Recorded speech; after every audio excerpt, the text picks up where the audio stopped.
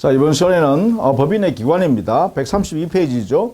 먼저 기관이란 것은 법인으로부터 독립되어 있는 것이 아니라요. 법인의 내부 조직이죠. 그러니까 법인의 기관이란 것은 법인의 일부분이다. 이렇게 해석하면 되겠죠.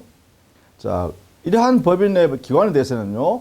법인 본질론이라는 그 이론에 따라서 어떻게 보느냐가 달라져요. 예컨대 법인 의제설에 의하면 그 기관이란 것은 대리인처럼 법인과 별도의 사람으로 인정하는 거죠. 그죠? 이렇게 해서 별개의 기관으로 이렇게 이야기하고 대리인에 불과하다 이렇게 해석해요. 그러나 법인 실제설에 의하면 법인의 기관이라는 것은 법인의 조직 자체이기 때문에 법인의 일부다 이렇게 해석하게 되겠죠. 따라서 법인의 의사 자체를 이 기관을 통해서 이루어진다 이렇게 보는 것이죠. 자, 그러면 우리 민법상의 법인의 기관은 어떻게 되느냐라고 하면 그 밑에 표로 만들어 놨죠. 이사, 감사, 사원총회 이 세 가지를 우리 민법상의 법인의 기관으로 인정하고 있어요. 그 외에는 없다는 걸 조심해야 돼요. 일단 이사, 감사, 사원총회 이 세 가지가 바로 법인의 기관이다 이렇게 해석해요. 자, 먼저 여기에 이사라는 것은요. 이사는 법인의 사무를 대내적으로 집행하고, 그래서 대내적 관계에서는 집행기관이다 이렇게 해석하고, 그러면 대외적으로는 법인을 대표해서 거래하게 되죠. 그죠? 그래서 대외 관계에서는 법인을 대표하는 기관이다 이렇게 해석할 수 있겠죠. 그래서 이사는 이 두 가지 지위를 함께 가지고 있습니다. 사무집행, 업무집행기관이요. 동시에 대외적 활동할 때는 법인을 대표해서 하는 대표기관이다. 이렇게 알아두셔야 되겠고, 그 성격은요. 항상 존재하고 항상 활동해야 되는 상설, 그리고 이 이사는 반드시 법인이 존재하면 이사가 존재해야 됩니다. 그래서 필수기관이다. 이렇게 해석하죠. 성격입니다. 성격. 이사의 성격은 상설, 항상 이사가 존재하면서 활동하고 있어야 된다. 그리고 반드시 두어야 하는 필수기관이다. 이렇게 되겠죠. 이 내용을 꼭 알아두셔야 됩니다. 이사. 그러면 이사의 이런 활동에 대해서 감독할 기관이 있어야겠죠. 그게 바로 감사입니다. 이거는 감독기관이다. 이렇게 되겠죠. 자, 그런데 우리 민법상에 이 감사는 감독을 하는 기관임에도 불구하고 필수기관이 아니죠. 그래서 필수기관 하는 걸 말하냐? 임의기관이다. 이렇게 해요. 즉, 감사를 둘 수 있다. 이렇게 규정되어 있기 때문에 규정상. 그러면 감사를 두지 아니할 수도 있다. 이런 뜻이죠. 그래서 임의기관이다. 이런 이야기예요. 그 다음에요. 사원총회입니다. 이 사원총회는 사단법인에만 존재한다는 걸 먼저 알아둬야겠죠. 재단법인에서는 존재할 수 없습니다. 왜냐하면 사원이란 것은 사단법인에만 존재할 수 있기 때문에 그렇죠. 그래서 사단법인의 기관이다. 두 번째, 이 사원총회는 항상 이렇게 열려져 가지고 활동하는 것이 아니죠. 즉, 통상총회나 임시총회라는 이 총회를 이사 기타 소집 통지권자가 소집을 통해서 그때부터 활동하게 되죠. 그러니까 이거는 상설적인 게 아니라 비상설적이다. 그리고 그 기능은 어떤 기능을 담당하냐 하면 바로 법인의 의사결정을 마지막으로 하는 영역이죠. 여기서 정해서 그 사단법인의 활동을 최종적으로 의사결정한다. 이런 의미에서 최고 의사결정기관이다. 이렇게 표현할 수 있겠죠. 그래서 사원총회는 이런 역할을 하는 그러한 기관이다. 이렇게 봐야겠죠. 자, 요 내용을 항상 인식하면서 우리 조문을 해석하고 또 그 기관을 이해해야 된다. 이런 이야기죠. 자, 그러면 구체적으로 우리 민법상의 이사의 규정들을 한번 살펴보도록 하겠습니다. 자, 이사는 첫 번째요. 134페이지 보시죠. 이사는 대내적으로는 법인을 사무를 처리하고 대외적으로는 법인을 대표하는 상설 필수기관으로서 모든 법인은 반드시 이사를 두어야 하고 그 인원은 한 사람 이상이면 되죠. 그러니까 한 사람 또는 수인을 둘 수 있다. 이거는 정관으로 정할 수도 있죠. 사람 수를, 그죠? 그리고 이 이사는 반드시 자연인이어야 하죠. 이사는 반드시 자연인이어야 합니다.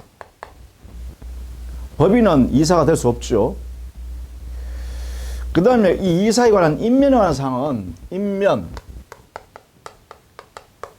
인면 관한 사항은 반드시 정관에 기재해야 됩니다. 필수 기재야죠. 필수적 사항이다. 정관에 기재하여야 합니다. 선임 해임에 관한 내용이죠. 필요적 기재 사항이다. 이렇게 표현하죠. 그 다음에 이사는 성명과 이사의 주소, 성명 주소는 등기 사항으로 하고 있죠. 등기 하는 이유는 왜 그러죠? 제3자한테 대항하기 위해서 필요한 등기다. 그죠? 왜냐하면 이사가 바로 대외적으로 대표하잖아요. 법인을. 그죠? 따라서 어떤 사람이 이 법인의 대표자인지를 거래 상대방인 제3자가 알 수 있어야 되니까. 그래서 법인이 이사의 성명과 주소를 등기부에 넣어가지고 공시하는 거죠. 그래서 공시해놨다면 그것은 제3자한테 대항할 수 있는 요건이다. 이런 얘기죠. 이렇게. 자, 이런 내용들을 이사에 관련해서 기본적인 내용이니까 알아두셔야겠다. 이런 이야기죠. 그러면 이사의 의무는 뭐냐? 이사의 의무는요, 법인과 사이에서는 이사는 수임인의 지위에 있다. 이렇게 볼 수 있죠. 수임인 지위와 유사하다. 그래서요, 수임인의 지위에 있는 이사는 수임인은요, 위임인의 사무를 처리하는 자로서 그 사무에 관하여 선량한 관리자의 주의 의무를 가져주도록 되어 있어요.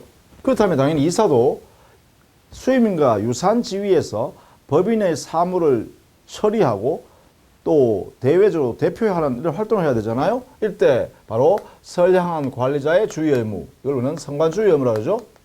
선량한 관리자의 주의 의무를 다하여야 한다. 이렇게 되겠죠. 이것을 위반하면 손해배상 책임을 져야겠죠. 이사가 법인에 대해서. 이렇게 되겠죠.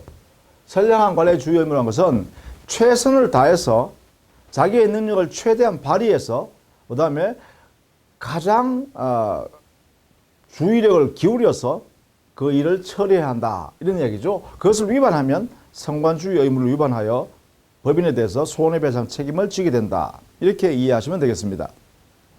자, 그것이 여러분 교재는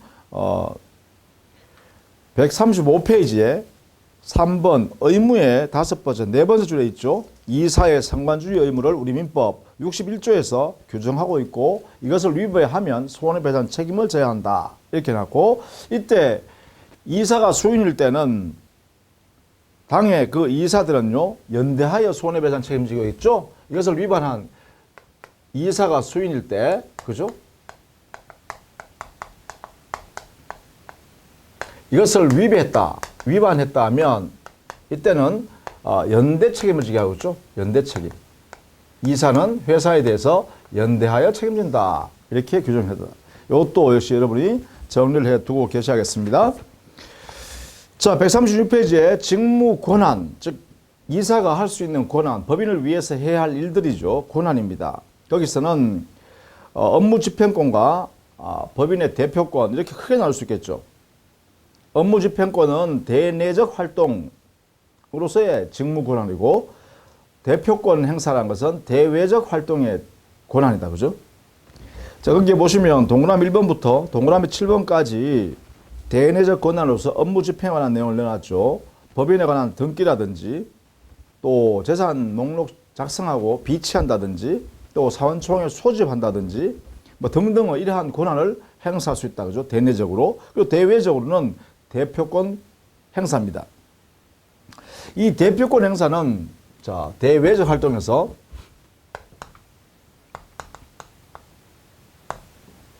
대표권 행사. 이 대표권 행사는 어떤 형태로 행사해야 되냐는 게 중요하겠죠. 여기에 대해서는 우리 민법이 명문을 만들어 놨어요. 이 개인이 자기 개인적 활동을 하는 게 아니라 법인의 대표자인 이사의 지위에서 이런 거래행위를 하는구나라는 것을 나타낼 수 있어야겠죠. 상대방도 알아야 되니까. 그럼 여기서 우리는 우리 민법상에 대리에 관한 규정을 여기에 그대로 준용하였습니다. 대리 규정. 이 대리 규정을 준용한다는 건 뭐냐? 바로 현명한다는 것이죠. 현명이라는 것은 뭐냐? 본인을 위하여 이 거래 행위를 하고 있다는 것을 상대방한테 알리는 행위예요. 대리인이. 그렇다면 대표자가, 즉 이사가 이 집행하는 행위는 법인을 위해서 상대방 너와 거래하는 행위다라고 상대방한테 알리는 것이죠. 보통 대리의 규정을 이렇게 하죠. 본인을 이름을 앞에 만들어내고 그 다음에 나는 이 본인을 위해서 대리인 자격으로 하는 대리인 누구다 이렇게 하죠. 대리인 누구다. 이름을 이렇게 쓰죠. 그죠? 여기는 본인의 이름, 본인 성명을 여기 쓰게 되고 그 다음에 여기는요 대리인의 성명을 쓰게 되죠. 그리고 가운데는 그 자기의 지위를 이렇게 쓰게 되겠죠. 이게 바로 현명하는 방법이다 이렇게죠. 이렇게. 자, 이런 방법으로 대표권을 행사해라 하는 거죠. 그러면 뭐냐? 여기에 법인 이름 쓰겠죠. 법인의 이름, 법인의 성명이죠. 법인의 성명. 그 다음에 여기는 대표자를 표시해야 되니까 이걸 뭐 할까요? 이사 이렇게 써야겠죠. 이렇게. 이사 누구다 이렇게 하겠죠. 여기는 대표자인 이사의 성명을 써야겠죠. 이렇게 표시를 한다 이런 얘기죠. 이게 바로 현명하는 방법이다 이런 얘기죠. 이렇게 하면 이 대표자는 자기 개인적 거래가 아니라 법인의 행위를 하고 있다는 것을 상대방한테 알려주고 있다 이거죠. 이것을 현명했다 이렇게 표현합니다. 현명. 이렇게 행사합니다. 자, 이러한 대표권은 원칙적으로요. 만약에 이사가 여러 사람이면 여러 사람 그럴 때는 단독 대표입니다. 그래서 대표는 이사가 각자가 대표한다는 거예요. 원칙적으로. 이게요. 원칙이다. 원칙. 이걸로는 단독 대표 원칙. 우리는 대리에 가면 각자 대리 원칙 이렇게 표현하거든요. 여기는 단독 대표다. 이렇게 표현해요. 이사 각자가 법인을 대표할 수 있다. 이렇게 되겠죠. 자, 이게 원칙이다. 이게 원칙이다. 그 다음에 이 대표권이 제한되는 경우도 있겠죠. 대표권이 제한되는 경우가 있어요. 그죠? 자, 이때 대표권이 제한되어 있다는 사실을 제3자한테 공지를 해야 되고 또 제한되는 내용이 효력이 발생돼야 될 거 아닙니까? 그래서 여기에 첫 번째 원칙적으로 정관에 기재를 해야 효력이 발생합니다. 제한의 효과는 정관의 기재가 있어야 합니다. 이거에서 효력이 발생한다 해서 효력 요건이라고 하죠. 이렇게. 그 다음에 정관에 기재된 내용으로서 대표권이 제한되어 있다는 사실을 제3자한테 보여줘야 그래야 3자들이 그 대표권 행사는 이사의 행위의 범위를 알 수 있잖아요. 그러니까 당연히 이러한 정관에 기재되어 있는 대표권 제한 사항을 어떻게 해요? 등기를 하여야 제3자한테 대항할 수 있겠죠? 이렇게 되겠죠? 자, 이러한 두 가지에서 거래를 하게 됩니다. 이렇게. 다만 대표권 제한은 정관의 기재를 통해서 이렇게 제한할 수 있지만 사원총회에서도 제한할 수 있죠. 그렇죠? 여기에서도 대표권 제한을 할 수 있습니다. 이렇게 사원총회의 결의에 의해서 대표권 제한하는 수도 있다. 이렇게. 자, 이걸 꼭 알아두셔야 됩니다. 대표권 제한.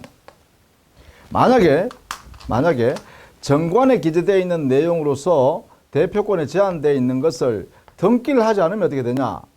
등기를 하지 않으면 선이든 악이든 제3자에 대하여 대항할 수가 없습니다.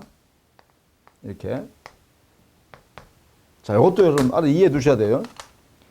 대표권 제한되어 있는 정관에 기재된 사항을 등기부에 등기를 하지 않았다면 제3자 거래 상대방이 알 수가 없어요. 정관은 그 법인의 내부에만 존재하는 거잖아요. 그죠? 그러다 보니까 거래 상대방이 알 수가 없기 때문에 이 거래 상대방인 제3자가 설령 알았다 하더라도 제한되어 있는 대표권 행사라는 것을 가지고 그 제3자한테 대항할 수 없다 이 말이죠. 그래서 선이든 악이든 관계없이 제3자한테 대항하기 위해서는 반드시 등기를 하여야 한다 이렇게 되죠. 그래서 대항 요건이다 이런 이야기예요. 등기는 대항 요건이다. 요 의미를 반드시 알아두셔야 됩니다. 그만큼 중요하다는 것이죠. 자, 이것이 이제 여러분 교재에는 136페이지에 제일 밑에 하단에 동그라미 2번 대표권 제한에 관한 내용을 정리해 두었습니다. 거기에 정관에 의한 제한과 총회 결의에 의한 제한 이 두 가지 형태가 있고 이 내용을 여러분 꼭 숙지를 해 두셔야 됩니다. 대단히 중요한 내용입니다.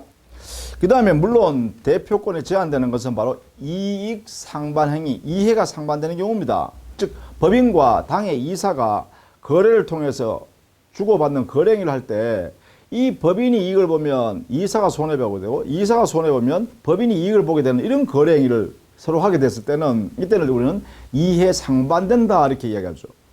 이런 경우는 이 이사가 법인을 대표하면 안 된다 이 말이죠. 이때 바로 필요한 게 바로 법인을 대표하기 위해서 특별 대리인이라는 제도를 둡니다. 우리 뒤에서 보겠습니다만. 그래서 특별 대리인이 그 거래 행위를 법인을 대표해서 그 당의 이사와 거래하게 되겠죠. 자, 이럴 때는 이사가 당연히 이해 상반되는 행위에 있어서는 대표권이 제한되죠. 그래서 특별 대리인이라는 제도가 있다. 그 다음에 리얼의 복용권 제한이라는 것은 이사가 법인의 일을 처리할 때 제3자한테 그 사무를 처리하도록 일을 맡기는 행위를 복임권 행사라고 그래요. 이러한 복임권 제한이 우리 민법에 명문을 두고 있어요. 왜냐하면 이사는 성관주의 의무로서 스스로 일을 처리해야 되죠. 여기 보면 이사는 성관주의 의무에 기초해서 당의 그 사무집행을 스스로 해야 됩니다. 그런데 다른 사람을 시켜가지고 하면 안 된다는 것이죠. 자기 할 일을. 그게 바로 복임권 제한이란 거예요. 이렇게. 다만 예외적으로요. 특별한 사안에 대해서 개별적으로 이사가 해야 할 일을 개별적으로 대리인, 즉 특별한 다른 사람한테 일을 시켜도 되죠. 이때는 개별적 사항에 대해서만 처리를 위임하는 것이 가능하죠. 이때는 이미 대리인의 성격을 갖는 제3자가 되겠죠. 따라서 포괄적 위임을 하는 것은 안 된다라는 것을 알아두셔야겠습니다. 포괄적으로 위임, 복임하는 것은 안 된다. 그 다음에 이사회요. 이 이사회는 우리 민법상에 규정이 없습니다. 그죠? 상법상으로는 이사회가 있어요. 이사가 수인이면 이사들이 모여서 회의를 해야 될 거 아닙니까? 그죠? 그래서 이사회가 구성될 수 있는데 이것은 상법상으로서는 필수기관입니다. 이게요. 그러나 민법상에서는 규정이 없습니다. 이것도 꼭 알아두셔야겠죠. 이렇게. 그래서 상법의 범위 안에서는 이사회 활동이라든지 이사회 대표 이사가 있을 것이고 뭐 이런 게 있겠죠. 그러나 민법에는 이런 게 없다라는 걸 여러분 알아두셔야겠죠. 그 다음에 임시이사요. 이사 안에서요. 임시이사란 이사가 있다. 자, 임시이사. 이것도 역시 법인의 대표기관입니다. 그러면 어떨 때 이 임시이사가 만들어지느냐. 그게 바로 137페이지에 6번에 있어요. 임시이사. 이사가 없거나 또는 이사의 결혼이 생겨서 법인에게 손해가 발생할 염려가 있을 때 임시이사를 둡니다. 이때 임시이사는 법원이 선임하죠. 그럼 법원이 선임하기 위해서는 반드시 청구자의 청구를 거쳐서 이루어지죠. 이때 청구자는 법률상 이해관계인이나 검사가 법원에다가 청구하면 법원이 선임하게 된다라는 것이죠. 자, 이것도 꼭 알아두셔야겠죠. 이 내용이요. 자, 임시이사. 자, 그 다음에 특별 대리인 있죠. 7번. 자, 특별 대리인은 어떨 때 들어오는 거냐? 또 이것도 알아두셔야겠죠. 조금 전에 우리가 말씀드렸죠. 당의 법인과 그 법인을 대표하는 이사 사이에 이해 상반되는 그러한 거래가 필요할 때 이때는 당의 이사가 법인을 대표해버리면 법인이 손해가 생길 우려가 크죠. 그러니까 이때는 이 이사를, 당의 이사를 법인을 대표할 수 없도록 해야 된다는 거예요. 그러면 그 법인을 대표해서 그 상대방 이사와 거래할 필요가 있을 때는 이 대표할 사람을 정해야겠죠. 이때 바로 특별 대리인이라는 사람을 둔다. 특별대리인. 이 특별대리인은요, 당의 법인과 이사 사이에 이해 상반된 거래 행위가 할 필요가 있을 때 당의 법인을 대표하기 위해서 두는 제도입니다. 이것도 특별대리인은요, 반드시 법원의 선임에 의해서 이루어집니다. 법원의 선임. 그러면 당연히 법원은요, 청구자의 청구를 받아서 선임하겠죠? 청구자. 이 청구자는 누구냐? 여기도 역시 마찬가지예요. 이해관계인, 법률상 이해관계인과 검사 중에서 청구를 받으면 법원이 특별대리인을 선임해요. 이때 특별대리인은 그 당의 이사와 법인 사이의 거래 행위에서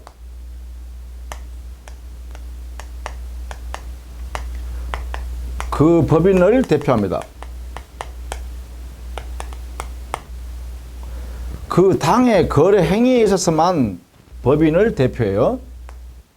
모든 거래 행위에 대해서 법인을 대표하는 게 아니다는 거죠. 조심해야겠죠. 그죠? 요게 특별대리인 이렇게 되겠죠. 자, 그 다음에는요, 8번에 보면 이사의 직무집행 정지 등의 가처분이 생겼을 때 직무대행자가 존재한다 해놨죠. 그래서 여기에 직무대행자도 일정한 경우 법인을 대표하는 사람이다. 그죠? 대표기관으로 역할을 합니다. 어떨 때 하냐? 이렇게 물으면 바로 당의 이사가 법원에서 분쟁이 생겨서 그 분쟁의 내용으로 법원이 판단을 했는데 그게 바로 당의 이사는 직무집행을 정지하라라는 법원의 판단이 있었다. 재판이 있었단 말이에요. 뭐 가처분 형태로 하겠죠. 직무집행 정지 가처분의 형태로 가처분할 거란 말이에요. 법원의 명령에서. 그렇게 되면 당의 이사는 활동을 못한단 말이야. 업무 집행을 못해요. 그러면 그때 그 이사가 담당하고 있는 그 업무를 집행하기 위해서 대표자가 있어야겠죠. 그때 이제 법원이 그래요. 가처분 명령과 함께 어떻게 해요? 바로 직무대행자를 가처분 명령으로 두게 된다 이거죠. 이때 그 직무대행자가 바로 당의 그 법인을 대표하는 기관으로서 활동한다는 거죠. 다만 이 직무대행자는 통상의 법인의 통상 사무를 처리하는 것으로 합니다. 원칙적으로요. 통상 사무 처리에 한한다. 이게 원칙이에요. 다만 법원에 허가를 받아서 다른 특별한 사안을 처리할 수는 있겠죠. 그러나 원칙은 통상 사무에 한하여 직무대행자는 법인을 대표한다. 처리한다 이 말이죠. 요 범위 안에 있습니다. 자, 그 부분을 여러분이 꼭 알아두셔야겠죠. 자, 다만 거기에 보시면 직무대행자가 만약에 이것을 위반해서, 즉 통상 사무 처리를 해야 되는데 이것을 위반해서 거래 행위를 하면 선의의 제3자에 대해서 법인이 책임을 져야 됩니다. 그렇죠? 이렇게 우리 민법상 규정을 두고 있다. 자, 그 다음에 이렇게 해서 이사에 관계돼서요. 즉 법인의 대표기관은 이사에 관한 내용으로서 쭉 살펴봤습니다. 기본적으로 법인이 정상적으로 돌아가고 있을 때, 활동하고 있을 때는 이사, 임시이사, 특별대리인 또는 직무대행자 이런 자들이 그 법인을 대표하는 기관의 역할을 할 수 있다. 말이 되겠죠. 또 나중에 보시면 해산 청산 단계로 들어가는 법인의 경우에는 그 당시에 그 법인을 대표하는 기관은 이사라 그러지 않고 청산인이라 그러죠. 그래서 청산인도 청산법인의 대표기관이죠. 청산법인의 대표기관이다. 이렇게 하시겠죠. 대표기관이다. 이렇게 정리를 일단 해두시고 나중에 청산인은 해산 청산 단계에 들어가서 살펴보도록 하겠습니다. 자, 그 다음에 감사요. 감사는 임의적 기관이라고 그랬죠.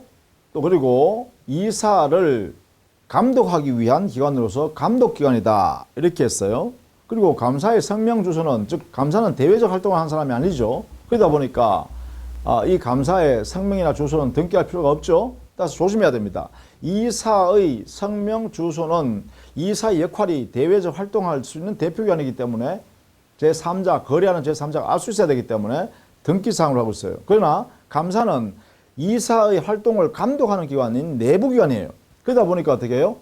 성명, 주소를 등기할 필요가 없다. 이렇게 해야겠죠. 자, 그 다음에 직무 권한. 우리 법에 명문으로 되어 있죠.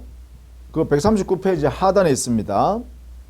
법인의 재산 상황을 감독한다든가 이사의 업무 집행 상황을 감사한다든가 재산 상황 또는 업무 집행에 관하여 부정 불비 사항을 확인했으면 이것을 주무관청에 보고하고 또 그래요.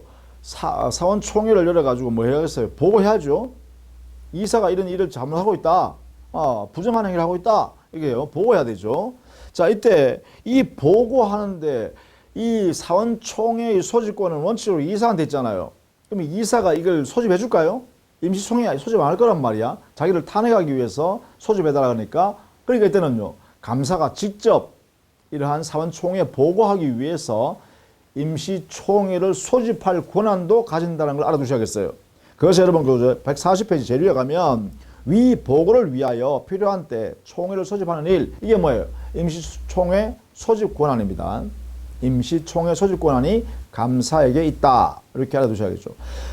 이 감사는 한 명 이상 둘 수도 있잖아요. 여러 사람이 있다면 감사는 각자 독임기관이에요. 각자가 감독할 수 있어요. 그래서 거기에 140페이지에 양갈로 3번에 보면 감사가 수인인 때는 각자 단독으로 그 직무를 집행한다. 독임기관이라는 거예요. 한 사람씩 전부 다 감독할 수 있다는 거예요. 이렇게요. 그렇게 해야 권한이 이렇게 많이 감독해야 되겠죠. 그래서 이사를 제한할 수 있겠다. 이거죠. 물론 법인과 감사가 존재하면 법인의 입장에서는 이 감사는 법인에게 해야 할, 법인이 직접 감독해야 할 일을 감사에게 일을 맡기는 거죠. 그러니까 이 감사는 법인에 있어서 기관이면서 동시에 수임인과 유사한 지위에 있으니까 선관주의 의무, 즉 선량한 관리자의 주의 의무를 다하여야 한다. 이래 되겠죠. 이것을 위반하면 물론 법인에 대해서 손해배상 책임을 져야 된다. 이래 되겠죠. 자, 그 다음에 사원총회예요. 사원총회. 이 사원총회는 원칙적으로 사단 법인에만 존재한다는 걸 알아두셔야 됩니다. 그리고 비상설 최고 의사결정기관이다. 여기서 모든 걸 다 정할 수 있어요. 그러니까 정관에서 이사에게 일임한 사항이라든지 기타 임원을 정해가지고 위임한 사항 외에는 모든 결정은 사원총회에서 하는 거죠. 이걸 우리는 최고 의사결정기관이기 때문에 그렇다 이렇게 해석하면 돼요. 그죠? 자, 이러한 사원총회, 이 총회는요, 크게 나누면 두 가지 형태가 있어요. 통상총회하고 임시총회가 있습니다. 이렇게 우리 민법상 이 통상총회는 매년 1회 이상 하게 돼 있어요. 이것을 이사가 소집하죠. 이사가 소집. 이렇게 해서 합니다. 통상총회. 물론 이때 보세요. 1회 하나다가 아니라 1회 이상이다라는 것도 조심해야겠죠. 이때 조심해요. 왜? 법에, 우리 민법에 명문은 1회 이상이 되어 있습니다. 물론 이것은 통상총회를 정관에 정해 둘 수 있겠죠. 날짜를 정한다든가 이거는 정관에 위임된 사안이니까 정관에서 할 수 있어요. 그리고 대원칙, 통상총회 소집 권한은 이사에게 있습니다. 이렇게요. 규정이 되어 있다. 그 다음에요. 여기에 임시총회는요. 임시총회는 물론 총회할 필요가 있을 때 이사가 소집권을 갖고 있습니다. 이사, 소집권자가 이사입니다. 다만 감사도 가능하다겠죠? 감사도 소집권자입니다. 그렇죠? 필요한 경우에 그죠? 보고하기 위해서. 그 다음 세 번째요. 총 사원의 5분의 1 이상의 사원이 요구한 경우에요. 5분의 1 이상의 총 사원 5분의 1 이상입니다. 사원이 요구하면 그러면 이사에게 요구하겠죠? 그럼 이사는 임시총회를 소집해야 돼요. 근데 만약에 말이죠. 이 청구 5분의 1 이상의 요구에서 요구했음에도 불구하고 이사가 이것을 이행하지 않는다. 2주가 넘도록 아무런 행위를 하지 않는다. 소집을 하지 않는다라고 하면 이 5분의 1 이상은 어떻게 해요? 법원의 허가를 받아가지고 요거 알아두셔야 됩니다. 법원의 허가를 받은 다음에 그 다음에 어떻게 해요? 직접 소집을 할 수 있습니다. 이렇게요. 그래서 원칙은 5분의 1, 총사원 5분의 1 이상의 사원이 이사에게 임시총회를 요구하고 요구한 날로부터 2주가 경과되도록 이사가 절차를 밟지 않으면 그때는 법원에 허가를 받은 다음에 직접 5분 이상의 사원이 청구하면 돼요. 소집을 소집한다는 거죠. 5분 이상. 그죠? 요렇게 하고 있습니다. 이때 이 총회 소집에서는 총회 소집일 일주일 전까지 원칙적으로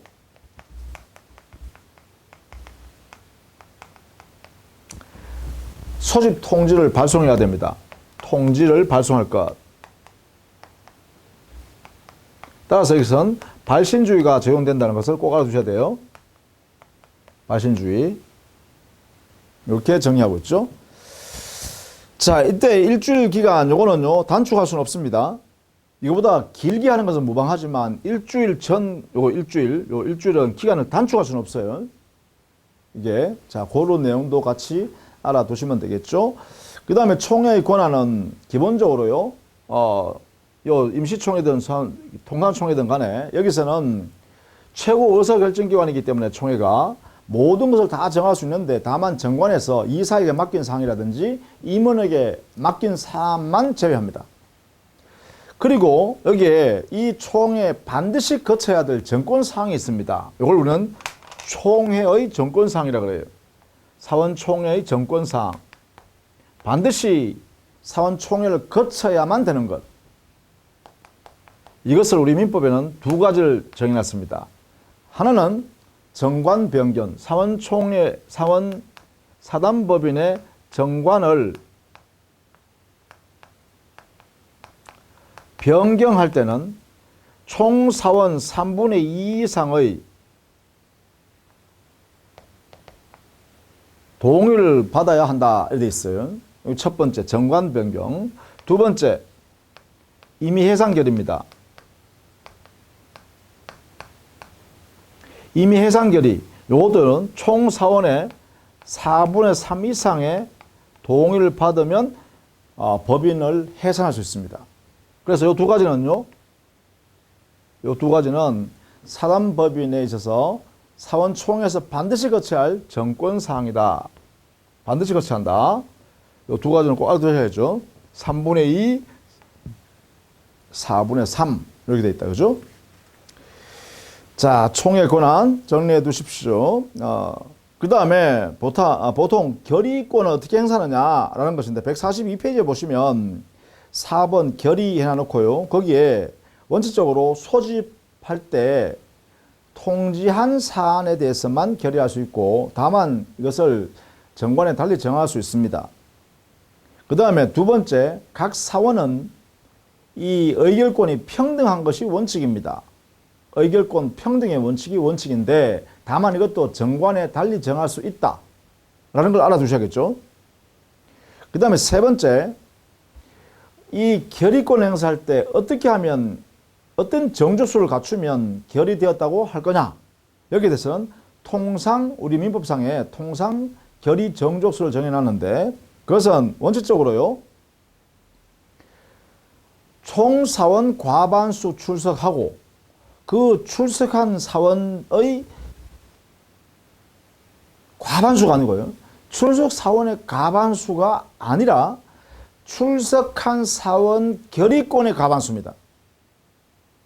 이게 출석한 사원 결의권의 과반수. 그러니까 만약에 출석한 사원 중에 말이죠, 법인과 이해가 상반되는 내용을 결의할 사안이다 할 때는 그때는 그 사람은 결의권에서 빼야 돼요. 출석 사원은 됐는데 결의권은 그 사람은 빠져야 돼요. 이렇게 돼야 된다는 것을 조심해야겠다. 다만 여기에요, 의결 정족수를 민법에 정해놓은 게 있죠. 정관 변경 3분의 2 이상, 이미 해상 결의는 4분의 3 이상 이렇게 났죠. 물론 이 기준은 정관으로 정감할 수는 있습니다. 정감할 수는 있어요. 그러나 우리 민법의 명문으로는 이렇게 돼 있다는 걸 알아두셔야겠죠.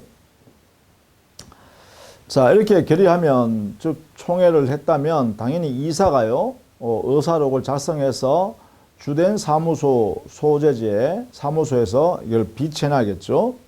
자, 그렇게 정리하시면 되겠고, 사원권. 자, 이 사원권은 사원총회에서 사단법인에서 사원이 존재하잖아. 그죠? 사원이 존재하게 되는데, 이 사원에게는 어떠한 권리나 권한이 있는가, 이 말이죠. 이게 이제 사원권이 되겠죠.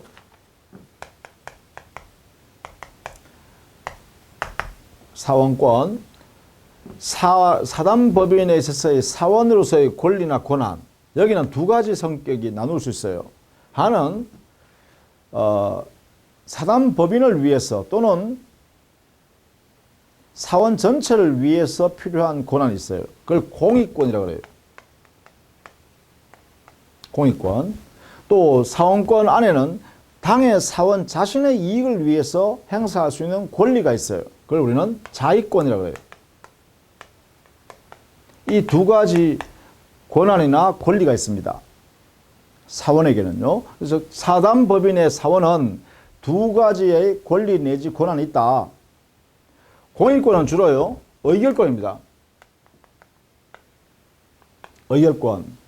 소수사원권이라든지 이런 거예요. 자, 여기에요. 소수사원권을 말 뺐는데 여기에요. 예컨대 임시총회 소집 요구에서 5분의 1 이상의 사원이 요구하면 이사가 소집을 해야 되는데 안 하면 법원의 허가를 받아서 직접 임시총회를 소집할 수 있다 했죠. 요 5분의 1 이상의 사원이 행사할 수 있는 요 권리를 뭐냐? 소수사원권이라 하고, 이 소수사원을 위해서 이 권리를 우리 법에서 정해졌기 때문에 이것은 폐지할 수가 없다.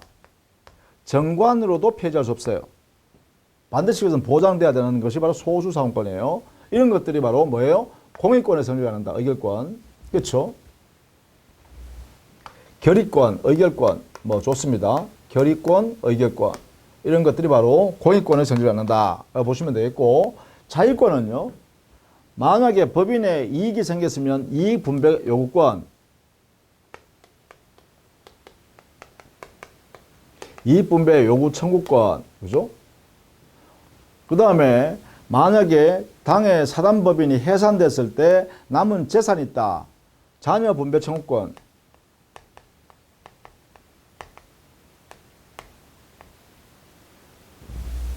또 만약에 당의 사단법인에 재산이 있는데 그 재산을 활용할 수 있는 거 있겠죠? 이용할 수 있는 거. 그래서 시설 이용권, 뭐 시설 사용권 이래 좋겠죠. 사용권 이런 것도 있겠죠. 사원이기 때문에 그죠. 자, 다만 우리 민법상에 인정되는 사단법인은 비영리 사단법인이에요. 그죠? 자, 우리 민법상으로 보면 민법상의 사단법인이라는 것은 비영리성이어야 됩니다. 그렇죠? 비영리성이란 말은 사단법인의 구성원인 이 사원이 개인적 이익을 도모할 수 없다로 규정되어 있죠. 우리 민법상은 그죠? 비영리니까. 그러니까 당연히 자익권이나 이런 권리는 존재하지만 이익 분배 청구권이라든지 자녀 분배 청구권 같은 것은 민법상의 사단법인에서는 허용되지 않는다는 것입니다. 그럼 뭐만 할 수 있죠? 바로 시설 이용권 또는 시설 사용권에 한해서만 행사할 수 있다. 이렇게 되겠죠. 그죠? 이 정도만 인정하겠다. 자익권 안에서는 이렇게요. 해결을 할 수 있어야겠다. 라는 것이죠. 자, 뭐 그 정도로 정리하시면 되고, 우리 민법에 조심해야 될 게 뭐냐면, 이 사원의 지위, 자격은 양도 상속할 수 없도록 되어 있죠. 우리 민법 규정이에요. 사원의 자격, 이 자격, 지위는 양도나 상속을 할 수 없다. 이렇게 규정이 되어 있어요. 다만 그 규정의 성격은 임의 규정으로 해석하기 때문에 정관에 양도 상속이 가능하다라고 바꿀 수도 있다는 거예요. 그러니까 이거 조심해야겠죠. 사원권. 자, 이런 정도로 여러분이 정리를 해 두시면 되겠습니다. 자, 고생하셨고 다음 시간에는 법인의 주소로 또 계속 하도록 할게요. 자, 수고했습니다.